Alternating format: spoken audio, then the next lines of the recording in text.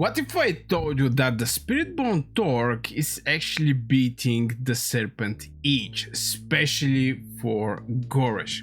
And since I have couple reports and in general I have a lot of testing with Spiritbone Torque, this is the only infantry artifact I'm having for my infantry, I can definitely say that this bad boy here is doing crazy magic. Now, I was expecting, I'm not gonna lie, the new artifacts to be the new best, but not everything fit for every legion. And since in the majority of the cases I'm currently using Goresh, it's actually making my decision one idea more easy from point of this is the artifact created back in the days for the Goresh, but at the same time, like this new artifact, what was his, yeah, Dragon's Fate, is basically created for Yan Ming with this 100% chance to do 120 damage factor. So some of the artifacts are created for the specific heroes, some of them are universal, for example like Mirage Orb. The Mirage Orb additional effects is specifically for Mirage Orb increasing the damage. Now just couple words before I actually continue for the other artifact, which is this one.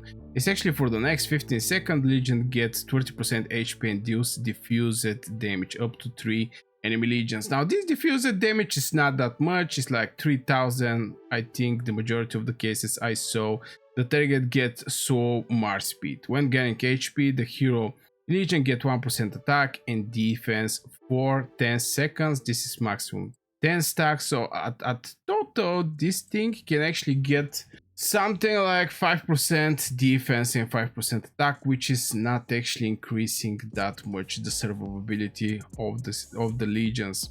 And again, this is maybe the main reason I'm currently making this video, because there is a new hot item. I don't think it's actually that new, to be honest, in Call of Dragons, where this new artifact people are just looking with like open eyes and thinking that maybe this artifact is going to be the artifact that is going to change everything for the infantry.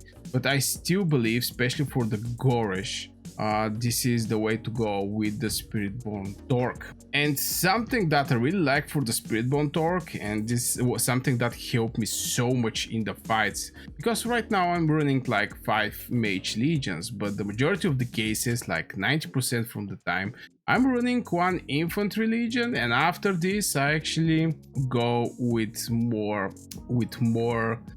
mages, like 4 mages, 1 infantry, something like this, always what I'm doing, because I need to bring infantry. And with Spiritbone Torque I'm able to actually stop the sometimes, not always, sometimes I manage to stop the cavalry push that they're doing, especially when there is just, how to say it, when there is so many cavalry you cannot do nothing. But with this taunt, at least you can take out some percentage from this cavalry from your shoulders and from other shoulders if you're trying to protect your teammates. So this is one of the reasons I think just Spiritbone Torque is one idea better from the new one. And again, just it's all about the CC, what actually matter. I mean, if you have CC over the cavalry, something that I think is maybe the big issue mages are coming. And no joke, when there is a small amount of people and you're fighting against, how to say it, a lot of cavalry players, you just cannot survive at the end of the day. You just cannot survive, because the cavalry is going to clean you so easy. You're going to start seeing how your legion is just dropping from white HP bar to red and send it home. Things are happening so faster. The cavalry artifacts trigger at 600 rage, which is so, how to say it, it's very fast what is happening with the cavalry artifacts. So when you can actually use Spiritbone Torque, and when I'm actually using Spiritbone Torque, one of the cases is obviously when I see some cavalry groups running around our big mage bow. I know at one point we're going to get strike, so this is one of the places. The next one is when there is a blink infantry. The moment the infantry start blinking, I have my infantry prepared, so like this I can just taunt those infantry and they're going to start hitting my infantry and maybe going to give some chance for the mages and marksmen to escape in this bad situation. And this is the biggest crisis you can actually receive, is when the cavalry starts rushing. I was thinking that the cavalry was something like a merit chest on the battlefield. No offense to anybody. I mean, you see cavalry, you click on them and you basically loot merits. But more and more alliances are start building these cavalry groups where there is not like 5 people or maybe 10 or maybe 20 cavalry legions. We're talking about decent amount of cavalry, maybe like, I don't know, 10 players with 5 cavalry legions. It's just wild how much people are start using cavalry. And yeah, I think the game is going to go in this direction. I see some players are start moving in the cavalry direction, for example from marksman joining and going for the cavalry and etc. So, you know, by seeing that thing, I start thinking maybe we're going to, as mage main, maybe we're going to start having some problems with the cavalry, and we obviously do.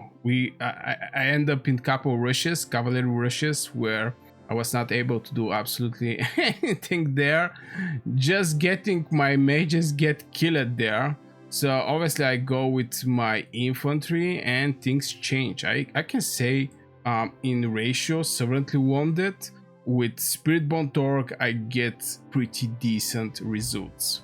And this is no surprise. I mean, Spiritbone Torque is just stop rushes, and your backlines is just going to live. I mean, all of your mages and marksmen is going to just have better chance to live. And this is going to leave you with fewer wipes, more picks, and clear wins at the end of the day. And we're looking to win at the end of the day. Now, the places I use, and I like to use my Spiritbone Torque, or where I think is going to be a big value for the players having the 2 artifacts, but they're still not decided to which one to go for. I can say in KVKs, in Abyss, I mean Battle of Abyss, it's just you're going to train yourself how to move behind the backlines and hit with the Spiritbone Torque. And something that I can say is just Spiritbone Torque is always better from the arrow. I mean, this storm arrow, it may look awesome to blink and blah blah blah, it's going to give you some extra damage bonus, but you're just going to disappear so fast. I did so many blinks and my legion is dying always almost instantly, and I get ratio from trading like 1 to 3, 2 to 1 to 2, 1 to 3, sometimes 1 to 4, depending how many mages we're having. If they're decent number, you're not going to get any good trades right there. But it is what it is. Still, I think maybe Spiritbone Torque specifically for Goresh. And why I'm saying actually Goresh is just because right now we're having this bad boy in the gold chest. For the people who didn't put Goresh as Kogo, put them. They're very nice heroes in the game. Maybe one of the best, if not the best in the season, in the generation 2 picks. Is the other artifact not that good? I cannot say this thing. I always actually forget the name of this thing. It's always some strange. Serpent H. Is this artifact bad? Definitely it's not bad, but I strongly suggest go first for the Spiritbone Torque, and after this you can actually focus over the Serpent H. Just think the value you're going to receive from the Spiritbone Torque is way more bigger from this other artifact at the end of the day. Please, this is my personal opinion. I really hope you guys share your opinion in the comments below to see some other thoughts from other people, not only, you know, my thoughts, what the people are thinking. So yeah, this will be for this video, guys. I really hope you enjoyed. If you do, hit one like, subscribe to this channel. Wish you a great day and see you in the next video.